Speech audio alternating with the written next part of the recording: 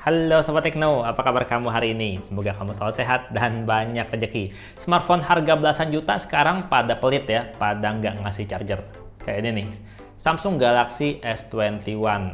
Ini boxnya aja tipis banget kayak gini sob.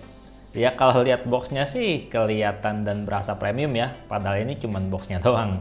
Cuma pas dibuka isinya cuma dikit sob. Smartphone-nya yang saya punya ini warna hitam atau Phantom Black. Kemudian di kompartemen berikutnya isinya cuma ini sob, kabel charger yang kedua ujungnya udah USB-C dan juga dokumen-dokumen, buku panduan serta kartu garansi ya sama SIM card ejector juga. Jadi berasa kayak beli HP batangan ya. Ya tapi pas lihat dan pegang smartphone-nya sih enggak sob, mantep ini. Sama kayak versi terdahulunya S20 Plus yang saya punya. Ini juga udah bodi bahan kaca, cuma bedanya ini di finishing doff jadi berasa halus banget dipegang. Dan lebih asiknya tuh nggak nempel-nempel bercak sidik jari, jadi selalu kelihatan bersih. Dan yang bikin kelihatan keren itu adalah ini nih, bingkai kameranya sob. Kelihatan kokoh banget karena ini bahannya metal, bukan kaca-kacaan, bukan plastik-plastikan, tapi ini metal. Dan kalau diperhatiin, lensa kameranya ini lebih rendah dari frame kamera. Ya sekitar 0,5 mili lah, jadi cenderung lebih aman dari goresan lensa kameranya. Pokoknya sob, kalau soal desain, Samsung Galaxy S21 Plus ini baik dilihat maupun digenggam kayak gini tuh berasa banget mewahnya. Nah, kalau ngomongin bagian depannya, layarnya ini bergaya punch hole tapi lubangnya di tengah. Tepian layarnya juga cuma 2,5D, belum 3D melengkungnya. Tapi yang keren adalah ini udah dilapisi Corning Gorilla Glass Victus yang lebih tahan gores dan lebih tahan pecah. Panel layarnya juga udah pakai Dynamic AMOLED 2X dengan 120 Hz refresh rate. Ya pokoknya kalau untuk kualitas visual ini asli mantep banget sob. Mau di dalam ruangan ataupun di bawah sinar matahari, kualitas visualnya tetap cakep. Kalau kita lagi browsing-browsing, kalau kita lagi chatting di bawah sinar matahari, di terik matahari langsung, ini layarnya warnanya bener-bener masih tajam sob. Karena kecerahan layarnya ini mentok maksimalnya tuh di 1300 nits, terang banget. Ya tapi sayangnya 120 Hz refresh rate layarnya ini masih adaptif soft, nggak bisa dikunci di tetap 120 Hz aja. Jadi refresh rate layarnya itu menyesuaikan dengan kebutuhan aplikasi atau aktivitas kita saat pakai HP. Kata Samsungnya sih dibikin adaptif supaya konsumsi dayanya tuh lebih hemat sob. Tapi walaupun adaptif refresh rate yang saya pakai, yang saya rasain nih pada saat sehari-hari, waktu di scrolling tuh bener-bener smooth, bener-bener nyaman banget sob. Berasa banget lah HP harga belasan jutanya. Untuk kualitas audionya juga keren banget sob. Udah dual stereo speaker. Walaupun dikencengin tuh suaranya tetap detail dan cukup bulat sob. Nggak pecah, nggak sember, pokoknya enak didengarnya. Nah untuk mengisi lubang punch hole layarnya ini ada kamera selfie 10 megapiksel dengan aperture f2.2 yang hasil kamera selfie-nya sih walaupun masih 10 megapiksel doang, nggak heboh kayak HP-HP jago selfie merek sebelah yang sampai 40-an megapiksel, tapi ini hasilnya udah kelas flagship sob. Emang asli harga nggak pernah bohong. Selfie di kondisi malam hari juga kayak gini kualitasnya, detailnya jernih sob.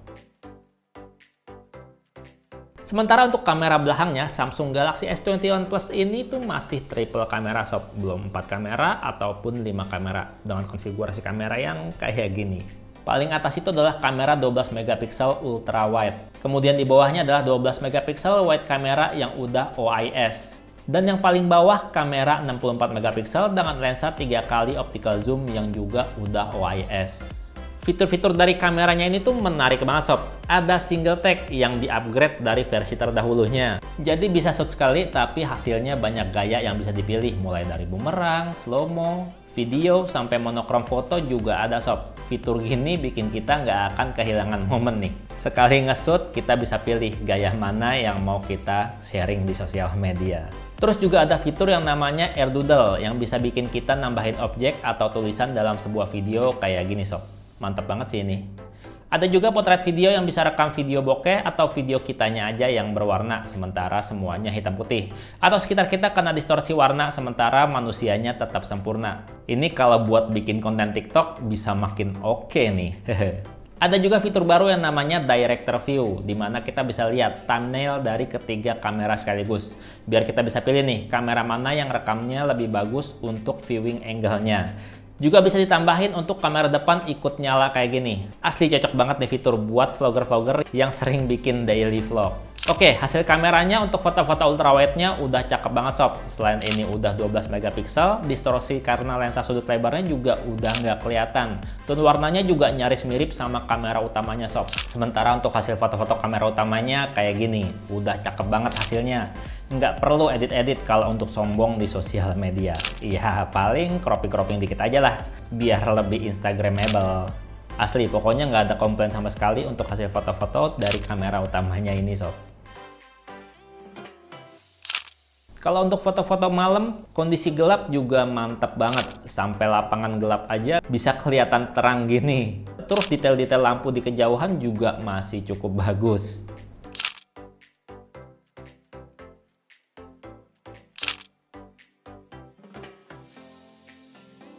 Sementara untuk foto-foto makro, sayangnya smartphone yang saya pegang ini tuh belum support mode makro. Kalau Galaxy S20 Plus yang saya punya sih udah ada mode makronya. Kalau dideketin ke objek, otomatis langsung pindah ke mode makro kalau udah deket banget ya jaraknya.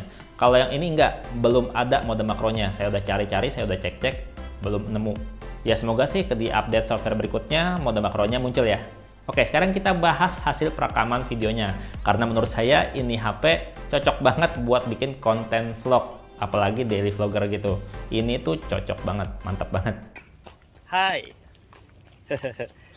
Untuk perekaman video kamera depannya ini tuh belum 4K ya. Masih Full HD aja. Tapi udah lumayan stabil. Dan kayak gini sob, kestabilannya. Lumayan kan? Full HD, tapi stabil. Kalau untuk kamera belakangnya, kayak gini. Nah, ini hasil perekaman video menggunakan Full HD tapi 60 frame per second, dan ini ada Ultra Stable mode-nya. Jadi kalau kita jalan agak cepat maupun lambat juga tetap aja stabil sob. Untuk fokusnya sendiri, fokusnya cakep sob. Cepet banget pindahan fokusnya. Keren asli. Sementara kalau untuk perekaman video 4K-nya gini sob. Nah gini hasil rekaman video menggunakan resolusi 4K di 60 frame per second. Hasilnya kayak gini, udah cukup stabil walaupun nggak stabil yang tadi karena ini OIS saja.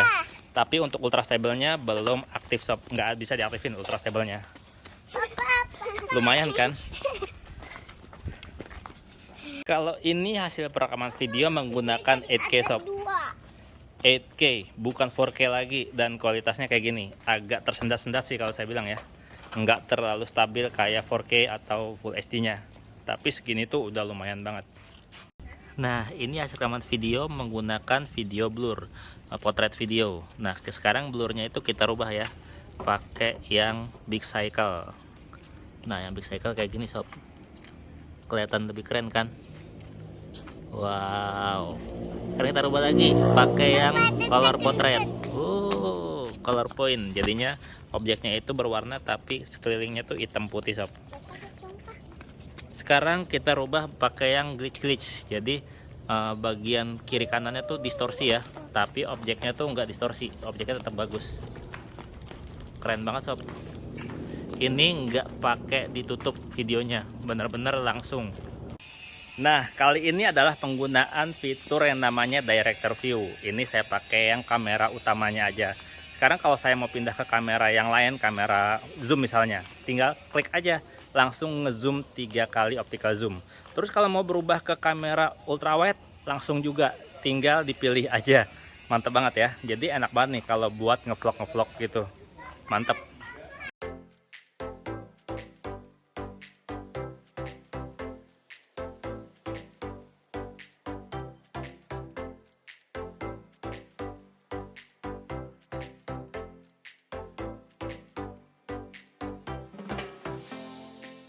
Oh iya, ngomong-ngomong HP ini nggak punya port audio 3,5 mm ya, dan nggak dikasih juga adapter USB-C to audio jack di kotak penjualannya. Jadi sekalian aja beli TWS earphone kalau mau kelihatan lebih gaya, atau bisa beli kabel adapter kayak gini. Bisa cek dari sisi video ya, kalau mau beli harganya nggak mahal, mulai dari 30 ribuan aja. Dan karena slot kartunya ini cuma bisa baca kartu SIM aja, nggak bisa baca memory card, jadi pastiin beli yang kapasitas penyimpanan internalnya sesuai kebutuhan kamu, karena nggak bisa diekspansi kalau udah penuh.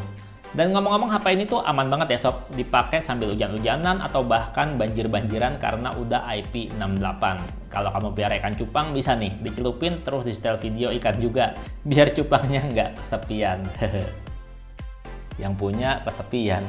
Buat main game, ini sih nggak perlu diragukan lagi performanya sob, udah mantep banget. Karena Galaxy S21 Plus ini udah pakai prosesor paling kenceng bikinan Samsung sendiri, Exynos 2100 yang udah 5 nanometer, dan skor AnTuTu-nya juga udah lebih dari 550 ribuan sob. Buat pakai harian udah enak banget karena layarnya, prosesornya, RAM dan ROM-nya juga udah kelas atas semua. Kalau cuma main game kelas Mobile Legends, HP ini udah bisa jalanin game dengan setting grafis rata kanan. Udah bisa pakai mode high frame rate juga, dan hasilnya seperti yang kamu lihat di layar sob. Bisa stabil di 60 frame per second. Lancar, aman, smooth banget. Bisa banget buat push rank. Terus kalau main game COD Mobile pakai settingan grafis maksimal di very high dengan frame rate max. Kayak yang kamu lihat di layar nih sob hasilnya. Smooth banget, aman, lancar. Grafisnya tuh stabil banget sob. Selalu rata-rata 60 frame per second selama saya main. Mantep banget kan? Udah gitu layarnya lebar, terus juga responsif banget. Bahkan kalau diajak main game Genshin Impact yang gede banget ukuran gamenya nih, secara default setting grafisnya ini ada di medium, dan kalau main pakai settingan grafis default, kita bisa kayak gini sob. Dapetin rata-rata frame rate 50-an frame per second saat main. Bahkan pas lagi rame ngadepin musuh. Udah lumayan mantep kan? Sementara kalau untuk ngecharge-nya, smartphone ini tuh udah support pengisian daya 25 watt. Cuman karena dari boxnya ini kita nggak dapet charger, saya ngetesnya ngecharge-nya pakai charger MacBook sob, yang outputnya itu 60 watt. Dan untuk ngisi dari 1% sampai penuh tuh, baterainya yang 4800 mAh ini butuh waktu 1 jam 39 menit. Ya nggak cepet-cepet banget, tapi udah nggak lambat. Baterainya juga udah cukup awet, masih tahan seharian untuk penggunaan normal. Dan smartphone ini pastinya juga udah punya NFC yang bikin HP ini bisa baca saldo kartu e-money. Tapi belum bisa dijadiin access card kayak HP merek hijau dan merek biru yang bersaudara itu. Ya overall saya suka ya sama upgrade-nya dari Samsung Galaxy S21 Plus ini. Desainnya lebih cakep, performanya juga lebih kencang, baterainya lebih awet, dan kameranya juga fiturnya lebih banyak. Ya walaupun sayangnya entah kemana ya mode kamera makronya. Terus juga NFC-nya baru bisa baca saldo e-money aja, belum bisa lebih dari itu. Udah gitu boxnya ini chargernya nggak ada. Udah segitu aja ceritanya mengenai Samsung Galaxy S21 Plus ini. HP Sultan buat kamu yang butuh smartphone yang kameranya cakep sob. Buat rekam-rekam video ini mantep banget. Dan waktu itu pamit, sampai jumpa di video berikutnya. Bye-bye. Mesti beli charger ya. Kalau pakai charger MacBook terus susah gantian.